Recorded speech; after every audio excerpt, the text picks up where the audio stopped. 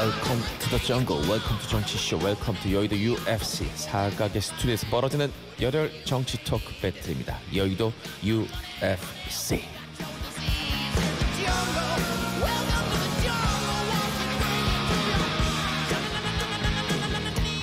네, 보는 라디오로 구경하시는 분들은 지금 뭐가 좀 허전한데 싶으실 겁니다. 지금 우리 미래통합당 이준석 최고위원은 아침에 통합당 긴급 최고위가 있었다고 해요. 거기 참석하고 지금 오고 있다라는 말씀 전해드립니다. 김종인 그 선대위원장 이 문제로 통합당에서 최고위원회가 소집된 모양입니다. 지금 굉장히 이런저런 논의를 할 게 많겠죠. 일단 두 분과 함께 시작합니다. 정의당 정책위원장 맡고 계신 박원석 의원, 안녕하세요. 네, 안녕하십니까. 수고하셨어요, 정말. 제가 살이 많이 빠졌죠. 네, 살 진짜 딱 봐도 많이 빠졌습니다. 그러니까 이번 선거가 물론 이제 선거 때 되면은 좀 체중이 빠지는데 후보들이 이번 선거는 그렇게 많이 걷는 선거는 아니었어요. 코로나 그렇죠. 사회적 거리두기 때문에 그런데도 살이 많이 빠지더라고요. 마음고생도 좀 심하셨을 것 같고. 그러니까 지금 몸은 굉장히 가벼워졌는데 마음이 무거워졌죠. 네. 우리 그 현근택 더불어민주당 법률위원회 부위원장님, 이번에 그 선대위 대변인 하셨잖아요. 네네. 고생하셨어요. 네. 대변인은 여러 분 있었습니다. 여러 분 있었는데 다들 이제 출마 선거하러 가셔가지고 상근하는 사람은 저 혼자였거든요. TV에 너무 많이 나오시더라고요. 아이고 저밖에 없으니까 그러니까요. 나올 사람이. 그래서 저는 거의 보통 선거 때는 전국을 이렇게 좀 돌아다니는 맛이 있거든요. 가서 유권자들도 만나고 직접 후보들도 만나고 또 거기 당원들도 만나는 재미가 있었는데 저는 국회 밖을 벗어난 적이 없었어요. 거의 밖에 있었습니다. 방송하시고 네. 방송하시고 하고 그다음에 당원위원회 이제 논평하고 그것만 했죠. 근데 제가 우리 현 그 대변인 지금은 이제 저 부위원장이라고 불러야 되겠네요. 그 위원장님 보면 느낀 게 카메라 찜질이라는 게 확실히 있습니다. 한두 달 바짝 카메라 찜질을 받고 나서 외모 좋아졌습니다, 얼굴. 고맙습니다. 미모 지수 한 23% 정도 상승한 느낌이 고맙습니다. 듭니다. 역시 카메라 앞에 많이 있으면 조금 더 얼굴이 긴장하나 봐요. 참 그래요. 정의당 처음 선거 전 초반에는 10% 넘게 두 자릿수 이상, 훌쩍 15%도 제가 봤던 것 같고 계속 이렇게 좀 빠졌던 이유는 뭐라고 보십니까? 이게 매번 선거 때마다 정의당의 특히 이제 정당 득표율 같은 경우에 선거 직전에 했던 여론조사보다 조금 빠지는 경향이 나타나는데 아무래도 이제 사표 방지 심리 같은 게 있고요. 네. 그리고 이제 밴드웨건 현상이라는 게 선거에 있지 않습니까? 되는 쪽으로 쏠리는 그런 것들이 이번 선거에도 일정하게 작용을 했다고 보고 또 전략적으로 좀 치밀하지 못한 측면도 분명히 있었다고 생각을 해요. 네. 그때 이제 선거 운동 기간에 들었어도 여러 가지 이슈들이 터졌지 않습니까? 근데 그런 이슈들에 대해서 정의당이 조금은 더 치밀하게 조금은 더 이 득표 전략을 감안해서 반응을 하고 메시지를 냈어야 되는데 이게 이제 후보들이 전부 지역 선거에서 좀 쫓기는 형국이 되고 그리고 당을 대표하는 메신저가 심상정 대표 이외에는 마땅히 없기 때문에 그런 데서 이제 다른 당과 비교했을 때 좀 화력이 떨어진 거죠. 그런 게 이제 선거 막판에 좀 힘이 붙이는 결과로 나온 게 아닌가 싶어요. 사실 그 박원석이라는 인물 본인에 대해서는 우리 청취자들도 물론 그렇고 저도 실제로 이제 오프라인에서도 밖에서도 나쁜 얘기하는 사람을 본 적이 없습니다. 근데 이번에 좀 아픈 질문일 수도 있는데 지금 질문 많이 올라와서 제가 대신 여쭤봅니다. 윤성민 님도 박원석 의원님 정말 좋아하는데 정의당 왜 그래요? 비례 1번 어떻게 안 됩니다. 안 됩니까? 이런 식의 얘기 꼭 집어서 여쭤볼게요. 근데 그 얘기는 이제 조금 너무 늦은 얘기입니다. 이미 이제 당선인이 됐고 그 당선인이 21대 국회에서 청년 비례대표로서 그 제도를 저희가 만든 취지에 맞게 훌륭한 의정 활동을 펼쳐주길 바라고요. 물론 이제 선거에 영향이 없었다고 볼 수는 없습니다. 그게 선거운동 기간 마지막까지 내내 이제 이슈가 됐었고 또 그것 때문에 젊은 세대들 중에 정의당에 투표하지 못하겠다 한 세대들이 있었는데 개인으로서는 그 해명도 했고 또 이해될 수 있는 부분도 있지만 전체적으로 젊은 층의 뭐랄까요 감성을 건드렸다 그럴까 이런 면이 있어서 그 점에 대해서는 이제 당이 총선 평가를 하면서 두고두고 좀 여러 방면에서 평가를 해봐야 될 측면이라고 보고요. 그러나 일단 제가 모두에도 말씀드렸듯이 당선인이 됐기 때문에 이제는 그 당선인으로서의 활동을 좀 봐주십사 이런 부탁의 말씀을 드리겠습니다. 류호정 당선인 이렇게 말도 많고 탈도 많고 과정을 거쳐서 어쨌든 승리를 뭐 승리는 아니죠. 어쨌든 뭐 1번이니까 이제 그 국회의원이 되니까 의정 활동으로서 그동안 그런 오해의 시선들을 좀 불식시켜 주십사 하고 또 국민의 한 사람으로서 또 부탁드릴 수밖에 없네요. 현근택 부위원장님은 이렇게 이 정도로 압승할 줄 솔직히 알았습니까? 잘 몰랐죠. 저희도 왜냐면 뭐 아시겠지만 뭐 대변인실에 있으면 선거 기자들이 제일 많이 전화 오는 게 이제 판세예요. 지역마다 아니면 지역마다 판세하면 저희도 여론조사 항상 추세를 보고. 근데 저는 이제 당 뭐 전략기획위원회에서의 여론조사나 이런 거는 받아보지 못했습니다. 그러니까 오히려 기자들이 알고서 나는 봤는데 왜 당신은 못 봤냐라고 못 봤어요. 못 봤어요. 이렇게 얘기하는 경우가 많았는데, 근데 대체적으로 이제 메이저 좀 언론사들이 있잖아요. 지역마다 네네. 오히려 이렇게 다 상주하면서 판세 분석을 쭉 정리하는 언론사들이 있거든요. 표로도 막 만들고 이러는데 네. 그게 추세가 이렇게 보면 막판으로 갈수록 저는 아마 이게 막말 논란이라고 보지는 않아요. 대체적 여론의 추세가 보면 그래도 우리 뭐 예전 대표는 공식적으로는 147 플러스 알파라고 얘기했지만 뭐 과반 얘기도 나오고 나중에 180석 얘기도 나오면서 이게 선거가 그래도 단독 과반할 수 있겠다라는 정도는 있었고요. 근데 지금처럼 이제 180석 이 정도까지는 아니었지만 어쨌든 흐름이 저도 그 당시 기획포 보면 뭐 과반을 넘어서 뭐 170 이상 되지 않겠냐 이런 뭐 움직임들이 있었던 것 같아요. 알겠습니다. 그 앞서 그 우리 박원석 의원님한테도 조금 불편할 수 있는 질문 드렸으니까 드리자면 뭐 지나간 얘기긴 합니다만 유시민 이사장 같은 네네. 경우에도 180석이라는 그 물론 실제 그 방송을 들어보면 본인이 180석 될 거다라고 말하진 않았어요. 언론이 조금 호도해서 한 부분은 분명히 있죠. 어쨌든 그 발언 때문에 본인은 굉장히 또 상처를 입고 네. 저 때문에 낙선한 분들도 있는 것 같다는 그 죄책감도 갖고 계신 것 같아요. 대변인으로서는 그때는 어땠고 지금 어떻게 생각하십니까? 그 당시에 이제 범진보였죠. 그러니까 어찌 보면 이제 뭐 죄송합니다만 앞에 계셔서 뭐 정의당이라든지 아니면 뭐 민생당이라든지 다 포함해서 말씀하신 것 같고. 네.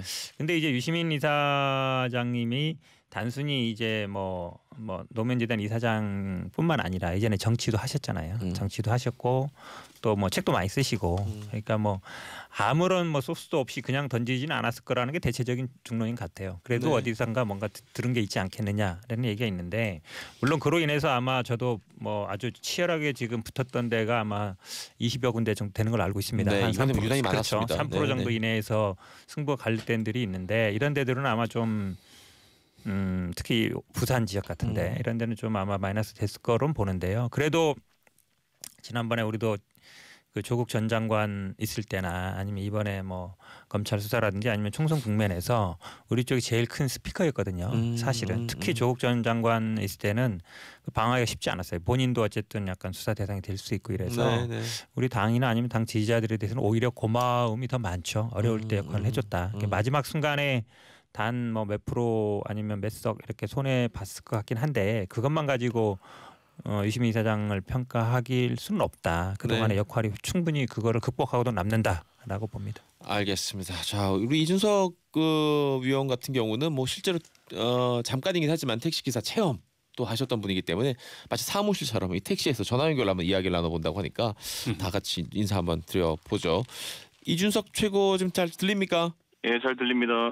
옆에 있는 그 사람처럼 얘기해요. 어떻게 이렇게 잘? 아니 방금 전 안 그래도 제가 타고 있는 택시 기사님께서 산업금 때문에 고충을 토하고 계셨습니다. 또 그래서 또 같이 또 한참 얘기하셨구나 위원님께서. 예.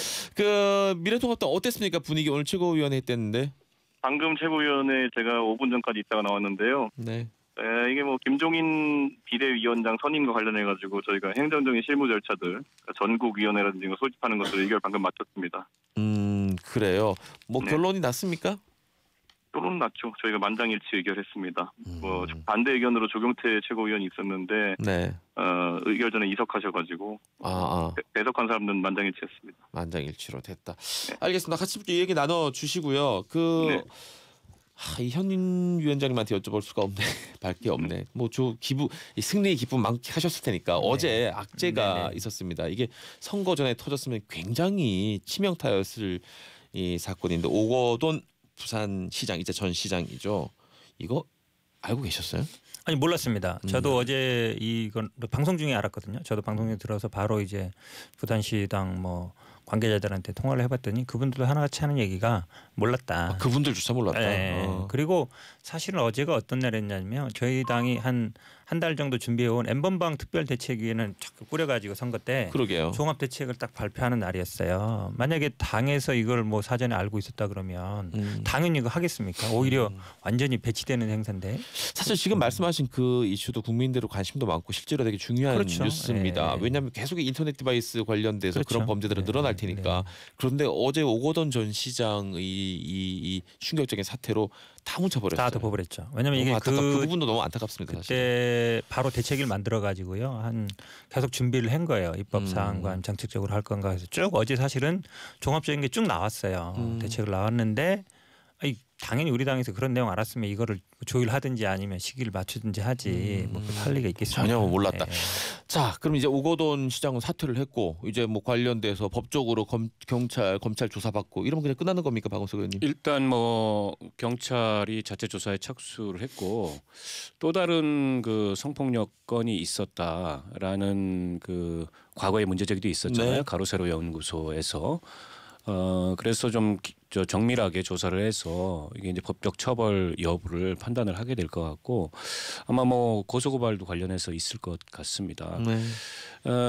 이 문제를 둘러싸고서 과연 이게 언제 일어난 사건이고 그거를 민주당이 알면서도 고의적으로 선거 이전까지 안 터지도록 덮었느냐 이걸 가지고 설왕설래가 많은데 근데 어쨌든 당사자가 어제 입장을 발표를 했어요. 네. 그 성폭력 상담소를 통해서 그래서 이 문제에 대한 뭐 그 사퇴 시점은 당사자의 의견을 따라서 결정을 한 거고 또 이게 당사자 입장에서는 이에 대해서 여러 가지 그 정치적인 그런 설왕설래가 있는 거를 원하지 않는다.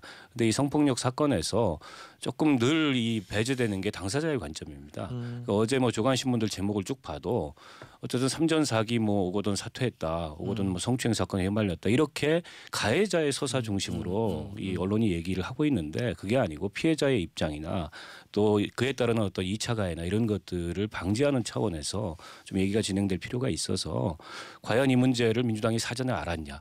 또 이거를 선거를 의식해서 덮었냐 이런 얘기를 가지고 뭐 이 설왕설래 되거나 정치적 쟁점화되는 거는 그다지 바람직하지 않은 것 같고요.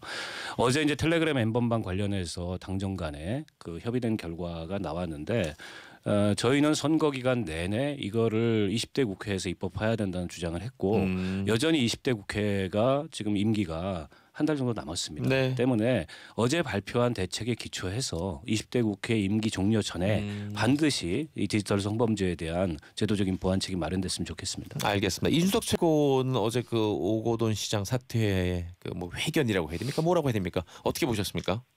저는 사실 어제 다른 토론회 내가 정신없었는데요. 사실 그 내용을 중간에 듣고 좀 놀랐는데 사실 모르겠습니다. 이제 뭐 제가 약간 이상하게 생각했던 거는 과거에 이제 선거 직전에 뭐 김어준 씨도 그렇고 뭐 민주당에서도 흘러나온 얘기가 뭐 미래통합당이 뭔가 폭로를 하려고 하는 것 같다는 정황을 얘기했었거든요. 아, 그런 발언들이 있었죠. 네. 네. 예, 근데 저는 그때 사실 내가 오히려 미래통합당의 지도부에 있는 인사인데 무슨 씨나라 까먹은 소리 하는 거지 뭐 이런 생각을 좀 했거든요. 준비한 게 없는데 이렇게. 그러니까 뭐 우리 준비하고 있는 게 없는데 왜 이런 얘기를 하지? 그냥 풍문서로 어떻게 도는 얘기는 있겠지만 결정적인 뭐가 있는 것도 아닌데 왜 그러지 그랬는데 저는 재발절인 거였나? 뭐 이런 생각 좀 하게 되더라고요. 지금 이건 듣게 되고. 왜냐하면 뭐 사실관계를 보니까 선거 전에 발생했던 일이고 내부적으로 뭐 선거 이후에 사퇴했으면 좋겠다는 그런 그 피해자의 이야기가 있었다는 걸로 보도가 되니까 네. 저는 뭐 그런 정황을 그러면 알고 있는 민주당 쪽 사람들이 있었나? 그래서 이야기했나? 뭐 이런 생각이 들긴 하는데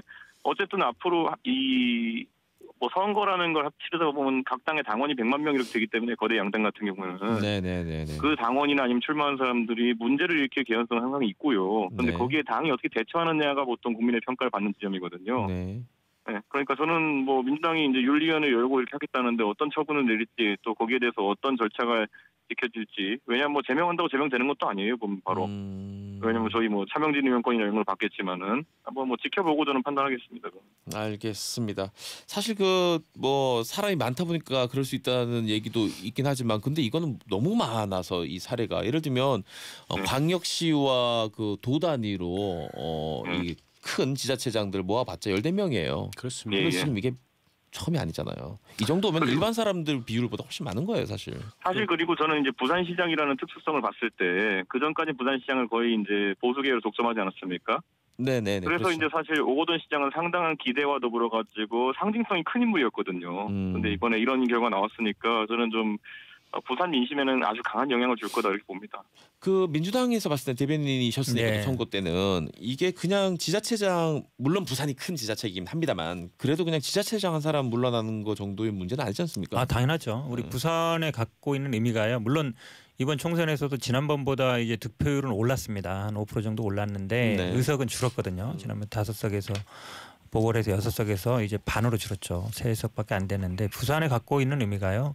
사실은 민주당이 어찌 보면 재집권을 하느냐 못 하느냐. 부산에서 어찌 보면 40% 부산 경남에서 네. 그게 어찌 마지노 저희들의 어떤 목표치라고 볼 수 있는데 지난번에 문재인 대통령이 38%인가 얻었거든요. 그러니까 그 정도는 민주당이 지켜야 다음에 이제 차기 집권이 가능한데 어찌 보면 국회에서 의석도 좀 줄었는데 부산시 수장을 갖고 있는 것과 안 갖고 있는 것 굉장히 의미가 큽니다. 저희 입장에서는 그래서 뭐 정치적으로도 굉장히 어쨌든 좀 심각한 상황으로 그렇게 보고 있습니다. 그리고 제가 지적하자면은 지난 지방선거 때 당선되신 분들 중에 네네. 뭐 부산, 울산, 경남 우리 소위 부울경이라고 하는 지역의 광역단체장이 전부 다 지금 법적 문제에 휘말려 있어요. 공교롭게도 드루킹 그렇게 됐죠. 결론적으로는. 뭐 선거 개입 사건도 그렇고 드루킹 사건도 그렇고 이번에 뭐 좀 개인적인 문제도 그렇고 그래서 저는 이건 뭐 사실 민주당이 상당히 이번에는 뭐 제명이라든지 이런 윤리위원회 처분 이런 것들을 넘어서는 수준의 공천에 대한 어떤 잘못이라든지 이런 것들도 본인들이 자발적으로 언급해야 되지 않을까 이런 생각을 합니다. 그래요. 마지막 다음 이슈 넘어가기 전에 우리 청취자분들도 너무 이제 분노해서 그 의견들을 많이 주고 계신데 사실 제가 이거 오래 하다 보니까 청취자분들 정치적 성향을 제가 정확히 알고 있습니다. 이분이 어느 정도인지 이쪽인지 저쪽인지 이쪽으로 몇 발짝 저쪽으로 몇 발짝 대충 아는데 안재영님 같은 경우는 굉장히 민주당을 지지하시는 분인데도 너무 이제 화가 나니까 여야 의원들끼리 비리 불법 불량 챙겨주게 합니까? 이런 또 뼈아픈 지적을 줬고요. 문성아님도 민주당 자리에서 밀어준 거 아닙니다. 통합당이 더 쉽고 카드로 계산한다. 다른 대안도 없고 정부와 대통령한테 엎혀서 의석을 받은 거니 겸손하게 일 열심히 하세요라는 또 뼈아픈 지적을 이건 뭐 받아들여야 될 지적 아닙니까? 100% 맞는 얘기입니다.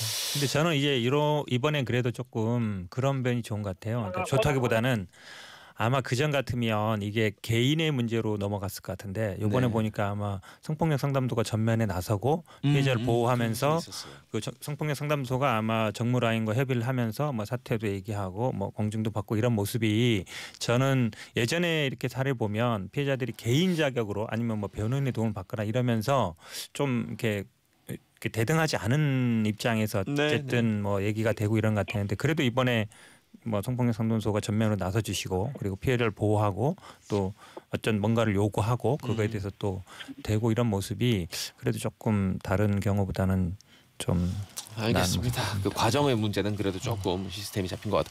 그 이준석 최고위원 듣고 있습니까? 예, 엘리베이터 앞입니다. 알겠습니다. 그럼 전화 끊으시고 편하게 들어오세요. 네네네네.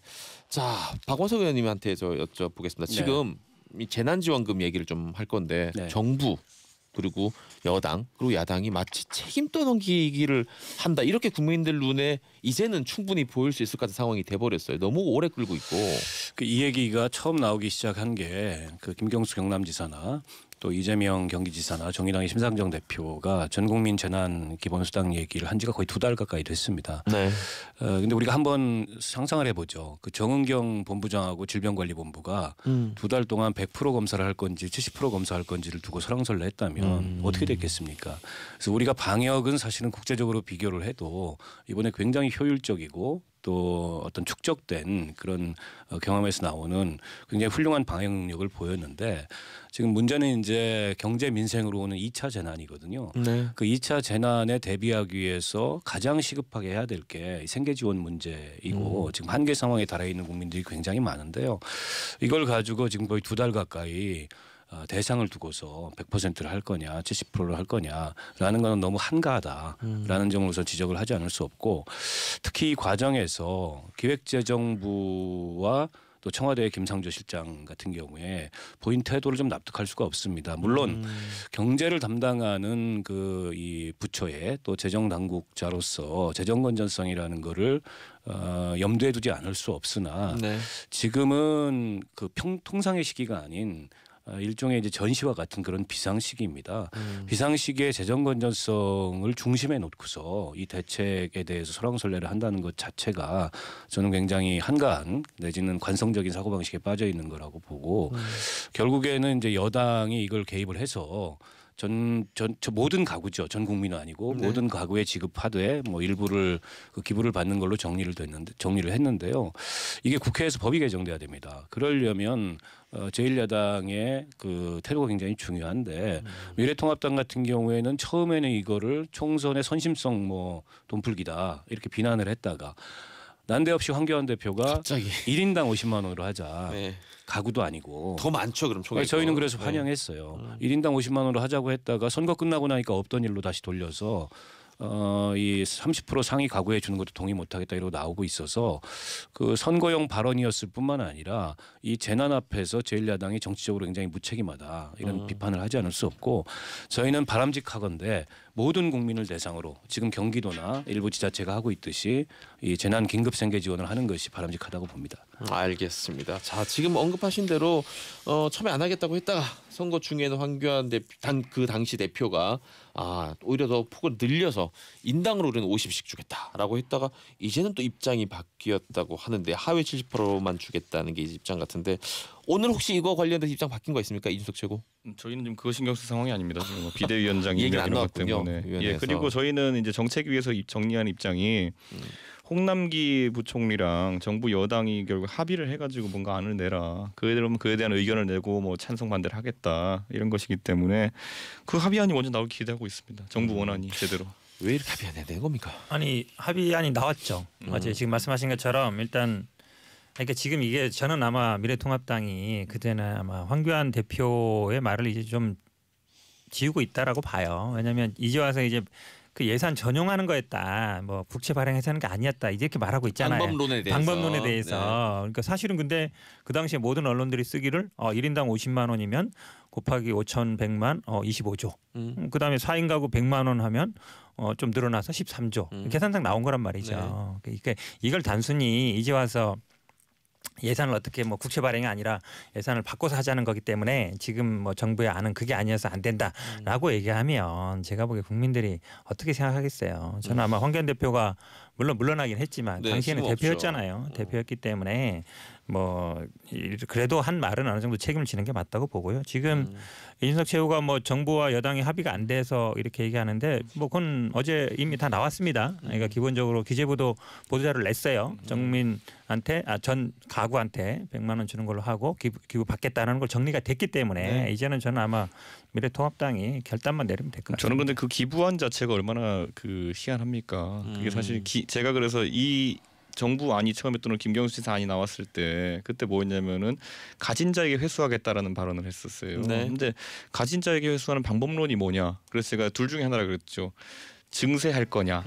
이건 뭐 현실적인 이야기죠. 그리고 아니면 자발적 기부금품 모금할 거냐 이렇게 얘기했었는데 그 저는 얘기는 이어서 듣도록 하겠습니다. 한 달도 증세한다 할 줄 알았어요. 저는.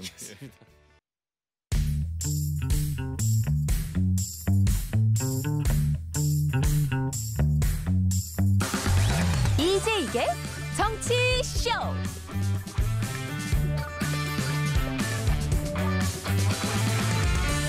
네, SBS 이제 이게 정치쇼 4월 24일 금요일 생방송으로 진행 중입니다. 세 분의 정치인과 함께 이야기 나누고 있습니다. 앞서 그 미래통합당 이준석 최고위원께서 이번에 그 두 가지 안을 예전에 한번 짐작을 했었다. 네. 하나는 이제 세금을 통해서 회수하는 방법이고 100% 전부 줬을 때 이제 고소득자에게 준 긴급 재난 지원금을 어떻게 회수할 거냐. 두 번째로 생각했던 게 이제 기부인데 그거는 그냥 한 말이지 진짜 그렇게 할 줄은 몰랐다. 여기까지 말씀하셨죠? 저는 그러니까 증세하겠다는 건 줄 알았어요. 그런데 당연히 다만 이건 이제 걸 알았다. 선거 전에 증세를 하는 거는 전략적으로 뭐 좋은 판단은 아니니까 저는 그냥 그거를 공격 포인트로 이제 야당 입장에서 여당이 얘기했던 거죠. 증세할 거 아니냐. 그러면은 증세하겠다는 얘기 해라. 뭐 이 정도의 공격이었지. 설마 기부금품이 나올 줄 몰랐다는 거예요. 저는. 근데 기부금품이 나오니까 아 약간 한 대 맞은 느낌? 이게 사실 기부라는 행위는 네. 강제성이 전혀 그렇죠. 없는 행위잖아요. 네, 자발적으로 하는 거죠. 네. 실효가 어느 정도로 있을 것 같습니까? 그러니까 그거를 뭐 지금 어느 정도 만약에 예측한다. 예를 들어서 뭐 상위 10%가 한다. 이렇게 얘기하는 것 자체가 약간 넌센스인 것 같아요. 왜냐하면 그거 자체가 약간 기부를 강요하는 것이 될 수도 있고. 근데 지금 이미 죄송합니다. 각 지자체에서는 하고 있어요. 경기도 같은 데도 보면 저도 이렇게 어플을 받아 보면 그게 기부하겠습니다 하면은 바로 넘어갑니다. 네. 예, 그렇게 돼 있어서 이미 뭐 지자체에서 아마 하고 있는 것 같고요. 그다음에 또 이런 것도 있는 것 같아요. 아마 받고서 기부하는 것보다 나는 그냥 신청 안 하겠다 이런 분들도 실제로 제 주변에도 보니까 내가 네. 안 받아도 된다 이런 분들도 있더라고요. 아예 받질 않겠다. 그렇죠. 네, 그것도 이제 기부하는 걸로 치는 거죠. 원래 지급이 되는 거니까. 그래서 이거를 저는 뭐 이걸 통해서 몇 프로가 기부한다, 이걸 통해서 재원을 얼마나 아낀다, 이거는 제가 보기에 좀 얘기하기는 좀 적절하지 않은 것 같아요. 그러니까 이게 결국에는 기획재정부가 버티고 있으니까 그 기획재정부를 설득하고 기획재정부하고 타협하기 위해서 만든 장치인 것 같아요. 강제 방식은 아니고 인센티브를 줘서 유도를 하겠다는 건데. 그렇죠. 근데 이게 이제 과거 근모으기 운동 시절도 아니고 또 무슨 국채보상 운동 하는 것도 아닌데 이런 방식으로 이 재정과 관련된 재원과 관련된 논란을 피해가려는 것 자체가 저는 이해를 잘 못하겠어요. 왜 이게 대통령이나 내지는 여당이 이 기재부의 눈치를 보면서 이런 정책을 펼쳐야 되는지. 사실은 정책 결정은 대통령과 국회가 하고 기재부는 그걸 집행하는 그렇죠. 행정기관이죠. 네. 근데 오히려 이게 무슨 기재부가 갑이고 나머지가 을인 것처럼 돼 있어서 이 문제는 두고두고 좀 평가가 필요한 대목이라고 보고요. 그리고 또 한 가지는 이게 이제 대상도 대상이지만 이제 규모 문제도 있는데요. 이게 소득 인정 기준으로 과거에 이제 70%를 하겠다는 거였습니다. 근데 70%를 가려내는 게 너무 어려워요. 행정 비용이 어마어마하게 들고 결국에 100% 하는 거 맞고 근데 이제 가구 기준으로 하겠다는 거 아닙니까? 그럼 4인 가구 최대 100만 원이면 1인당 25만 원 꼴이에요. 그걸로는 충분한 대책이 안 된다고 보고 그래서 과거에 민주당 자치단체장들도 주장했듯이 전 국민 100만 원으로 하자. 그러면 이제 총 52조 원이 드는데 52조 원이 작은 건 아니죠. 1년 국가 예산의 10% 정도 되는 거기 때문에 부담이 없는 건 아니지만 지금 미국 같은 경우에는 재정 건전성을 그렇게 강조했던 공화당 트럼프 정부에서도 1인당 1,200불씩 지금 재난생계지원 인당 지급을 했고 독일 같은 나라는 유럽 국가, EU 국가들 중에서도 재정 건전성을 유난히 강조한 나라입니다. 과거에 이제 전 인플레이션을 경험해봤기 때문에 근데 거기도 현금성 직접 지원을 위한 재정 지출 규모를 GDP 전체의 한 4% 이상으로 잡고 있어요. 근데 지금 52조면 우리 GDP에 비교했을 때 2.7%밖에 안 됩니다. 그 정도 국채 발행하는 게 대한민국 국가 재정에 치명적인 그런 문제가 안 된다고 저는 봐요. 그래서 예전에 다시 한번 언급하자면 유명한 정치인 한 명 이런 말을 했습니다. 증세 없는 복지는 허구입니다. 그래요. 그분 요즘에 안 유명해졌잖아요. 그러니까 그분이 하신 말씀이 맞다는 것이 갈수록 증명되고 있습니다. 그 청취자분들은 참 답답한 모양이에요. 그럴 수밖에 없죠. 지금 4747님도 여기 앉아 계신 뭐 의원님들이 그 국회에 있는 의원들이 3개월 동안 월급 안 나온다고 생각해 보세요. 그 이상이 될 수도 있는데 본인들 일이라도 이렇게 할 건가요? 이런 얘기도 있고 지금 단돈 10,000원이 아쉽다라는 말씀도 하셨고 7128님은 본인이 요즘 그 일이 없어서 한 달에 한 200만 원 정도 더 받는다. 일이 있어야 그나마 야간 수당까지 받아서 한 300 받는데 이게 이제 3분의 1이 날아간 상황이다. 요 정도로 줄어든 사람은 너무너무 많을 거예요. 3분의 1 정도 소득이 많은 사람 너무너무 많고 근데 아시겠지만 다들 생활인이시기도 하니까 그렇죠. 이게 매달 거의 다 빠져나가잖아요. 뭐 누가 뭐 한 반은 저축하고 이런 사람 거의 없죠. 그렇죠. 3분의 1 줄어들면 나가는 건 또 사라지지 않거든요.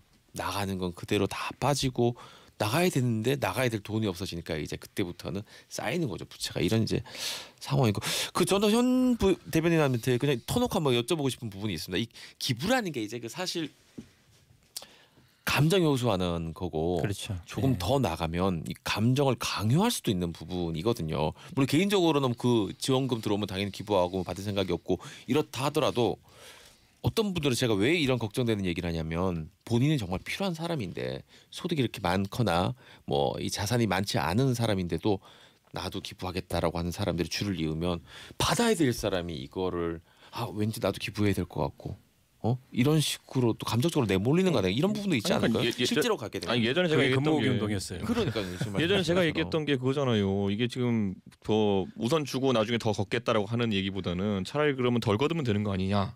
이게 이제 감세론의 핵심이었고 이게 나왔던 이유는 자영업자나 지금 이런 분들은 당장 5월 돼 가지고 지금 종합소득세 내는 것도 굉장히 큰 부담이에요. 지금 100만 원 주고 종합소득세를 한 500만 원, 1000만 원 걷어가는 경우는 나올 수 있다고요. 그 500만 원, 1000만 원이라는 거는 사실 사업하는 분들은 세금 계산 어떻게 좀 잘못되면 나올 수 있는 수치예요. 그것들은 그분들이 뭐 돈을 많이 벌어서가 아니라. 근데 그런 상황 속에서 지금 뭐 주고 나중에 다시 뺏겠다. 뭐 이런 논리로 접근하는 것 자체가 좀 저는 과하다 이런 생각 들고. 뭐 다른 방책은 없어 보입니까?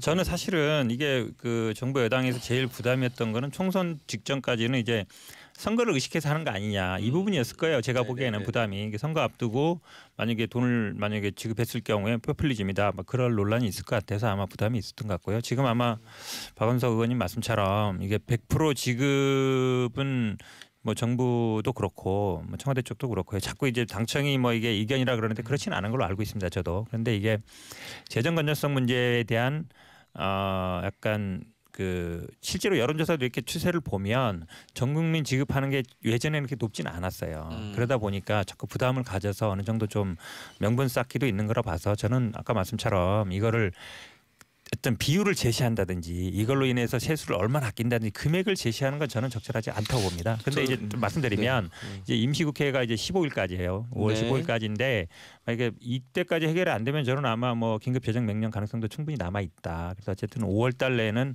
어떤 방식으로든지 간에 지급되도록 노력하겠습니다. 저는 그래서 정부에서 이거를 바라보면 재난지원금이라는 걸 바라보면서 정말 어려운 분들을 돕겠다라는 취지인지 아니면은 또 한 가지 뭐냐면 내수 진작의 얘기도 했었어요. 그 둘 중에 어떤 것이 진짜 목표인지를 이제 추릴 때가 왔다 이런 생각하는 게 그 내수 진작론은 사실 말하면 소득주 성장론의 일환이에요. 보면은 돈을 풀어가지고 돈을 쓰게 만들면 경제가 살아난다 이 논리 그대로거든요.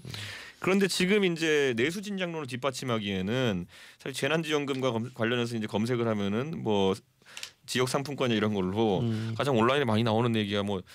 이 가게에서 담배가 사지는데 뭐 이런 얘기예요 지금 보면은. 근데 저는 사실 그런 맥락으로 이제 그 지출이 많이 동작하게 된다면은 좀 더 정책을 잘 설계해가지고 진짜 우리 문자 오시는 분들처럼 진짜 생활이 어려워가지고 내야 될 돈을 못 내고 있는 분들에 대한 지원이 더 가는 방법은 뭘까? 이거 좀 이제 고민하기 시작했다 이렇게 봅니다. 같은 돈을 쓰더라도 좀 다급한 분들한테 가야죠. 이게 지원책이 이거 하나만 있는 것처럼 우리가 얘기하면 곤란하고 이것 이외에도 뭐 지방자치단체가 하는 것들도 있고 자영업 하시는 분들에 대한 또 자영업 지원이 있고 여러 가지 지원이 중충적으로 지금 나갈 수밖에 없어요. 그만큼 사실은 이 코로나19로 인한 2차 재난이 심각하게 지금 밀려올 가능성이 높고요. 또 국내 경제 상황으로 보면 일부 산업은 그 산업 자체가 붕괴 위기에 직면해 있는 정도의 상황입니다. 그래서 지금 국민들한테 생계비 지원한 것 이외에 뭐 얼마 전에 대통령께서 한국형 뉴딜 얘기도 했지만 대규모 공공투자가 불가피해요. 그러지 않으면 경제 회생시킬 방법이 없습니다. 그러니까 이 문제와 관련해서 지원 대신에 감세를 해주면 어떠냐 이렇게 그 미래통합당에서 얘기를 하는데 저는 감세도 필요하다고 봐요. 자영업 어려운 분들에 대해서 한시적 조치로.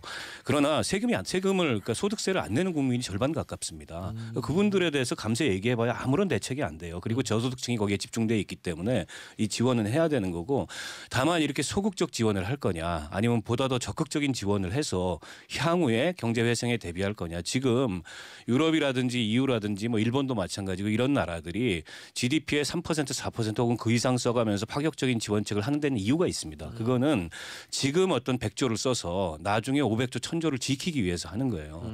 근데 어쨌든 우리 국민 경제의 중심이 가게인데 가게가 다 무너지고 나면은 나중에 가서 어떻게 하겠습니까? 과거에는 IMF 때 169조 원의 공적 자금을 들여가지고 기업 회생을 지원을 했어요. 그 당시만 하더라도 우리 경제의 중심은 기업이다. 이런 낙수 효과론에 기초한 경제관이 지배적이었는데 지금 그렇지 않단 말이에요.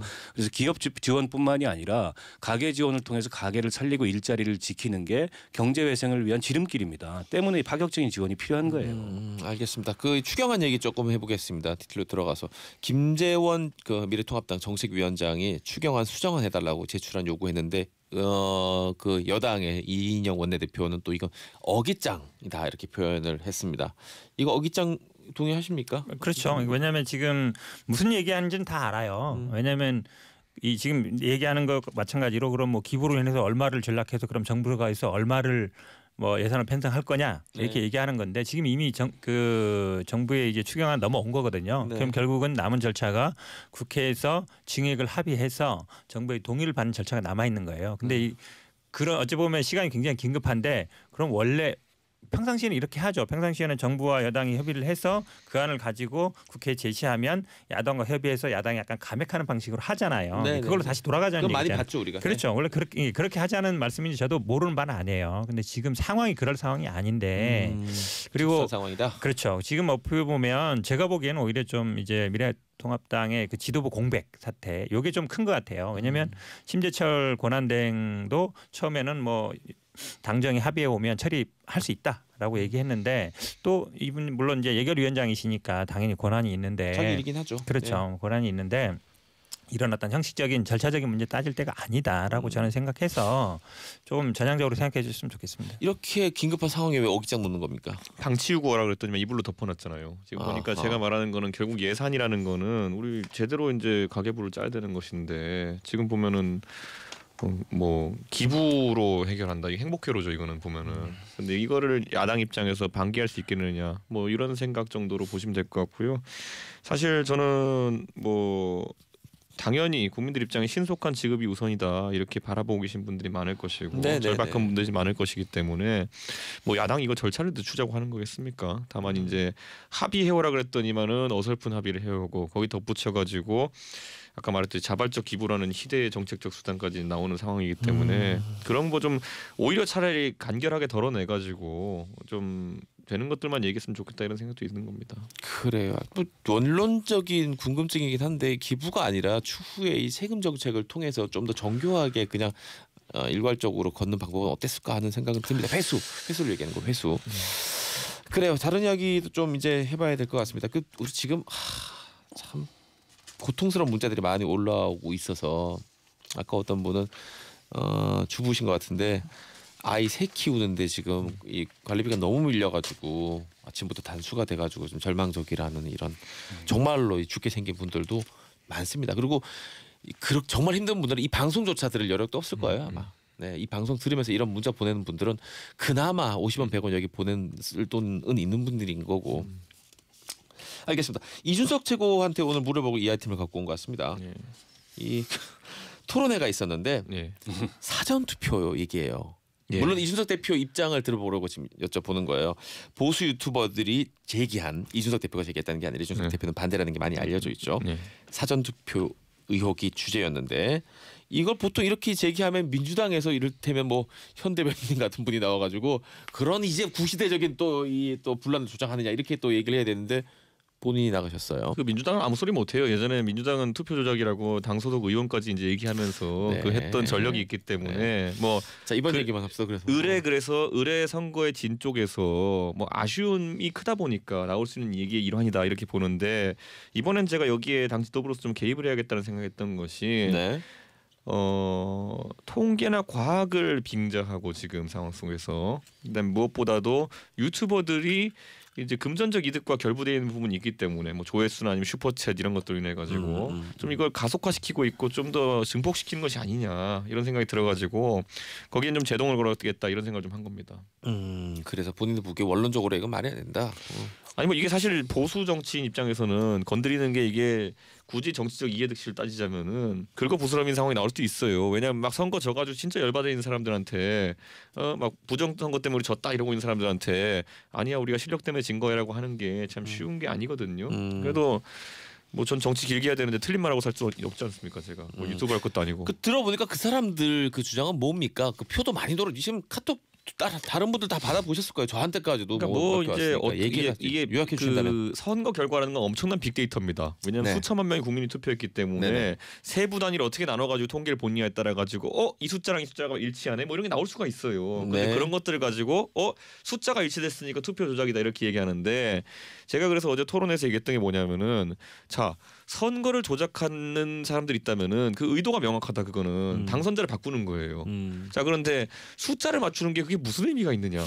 예, 예를 들어 뭐 골프 같은 스포츠는 멀리 날리는 게 아니라 홀컵에 정확히 넣는 게 맞는 스포츠겠죠. 그러니까 그런데 예를 들어서 뭐 슬롯머신 같은 경우에는 도박장 가서 777을 맞추면 돈이 떨어지죠. 그게 아니라 선거라는 거는 한 표라도 많은 쪽이 이기는 거예요. 그렇다면 그냥 많게 하면 되지 뭐하러 숫자를 맞춰서 조작하냐. 애초에 조작의 의도조차 지금 명확하게 밝히지 못하는 상황이고 뭐 이런 것들을 그냥 계속 빅데이터니까 통계를 맞춰가면서 그냥 숫자 하나 의심스러운 거 나왔다. 와 그러면 역시 문재인 정부 부정 뭐 이런 식으로 가는 거거든요 보면은. 그래서 저는 이거는 굉장히 방법론도 그렇고 논리의 수준도 그렇고 보수가 뭐 집단적 차원에서 제기하면 안 되는 것이다 이렇게 보고 있습니다. 형은택 대변인 딱히 할 얘기 없으시겠어요? 너무 하고 싶은 얘기 하신 거 아닙니까? 왜냐면 뭐 이 민경욱 의원이 뭐 1, 200표 차이가 아니에요. 2,000표 이상 차이 난 걸로 알고 있거든요. 그 전에도 보면 3표 차이 났을 때도 재검표 해도 안 뒤집어졌거든요. 뭐 100표, 200표는 뭐 물론이고 말할 것도 20몇 없고. 표 차이도 안 되고 왜냐하면 사실은 한두 표 정도 늘어날 수 있는 거는 이제 사이에 걸친 거 네. 이런 게 이제 무효표를 처리했다가 사실은 반반이면 무효지만 3분의 2라도 살짝, 이쪽에 걸쳐 있으면 그거는 판단에 따라 가지고 넘어갈 수는 있어요. 무효표가 유효표 될 수 있는 거죠. 그 판단을 결국 판사들이 한다는 겁니다. 네. 국회의원은 결국은 대법원에서 하게 되는데 대법관들이 직접 나오죠. 나올 뿐만 아니라 재검표를 하면 다 수개표를 해야 돼요. 네. 그러다 보니까 그 비용 부담도 시키는 거거든요. 근데 우리나라 뭐 이 투개표가 사실은 뭐 일단 전산으로 이루어지고 그 많은 분들이 다 미리 짜가지고 거기 보면 다 우리 뭐 선거 해보신 분들 알겠지만 각 당에서 또 다 나가 있어요. 다 보고 있죠. 눈이 보고 많습니다. 있죠. 네. 보고 있고 선관위 결국 그 각 지역의 선관위 위원장은 부장 판사들이 합니다. 그다음에 우리 중앙선관위는 대법관이 하고요. 그러니까 기본적으로 선관위 직원이나 그 최종적인 판단하는 분들은 약간 그런 법적인 판단을 하시는 분들이에요. 일차적으로. 다 당에서 나와서 보고 있고 제가 보기에 뭐 이 지금 아마 저도 그 논리를 보니까 뭐 253개 지역에서 11개 지역에선가 아마 36대 뭐 63 비슷하게 나왔다. 네. 저는 오히려 그게 적은 것 같아요. 더 나와야 되는 거 아니에요? 아니, 지금 비슷하지가. 우리 현근택 그 대변인. 대변인께서 그 음보를 제기하시는 분들의 웅대한 계획을 다 이해 못하고 지금 단순히 그냥 뭐 계획이 뭡니까? 그 100표 차로 진 걸 어떻게 뒤집을 이런 수준으로 대응하시면 안 돼요. 이분들의 주장은 뭐냐면요. 우정사업본부가 통째로 결탁했다는 겁니다. 그래가지고 관외 사전 투표를 배달하는 과정 중에서 중간에 이런 분들이 개입해가지고 관외 투표지를 바꿔치기 하고 그걸 관내 투표지랑 결합해서 63대 36이라는 숫자가 나오도록 조작하고 소스 코드를 중국에서 개입해서 바꿔가지고 그 데이터베이스에 엉뚱한 숫자를 입력하고 뭐 이런 총체적인 문재인 정부의 선거 부정 가능성을 제기하고 있는 거예요. 이야, 그러니까 그렇게 간단히 보시면 안 돼요. 잘 막아주고 계시네요 우리 이석 최고위원이.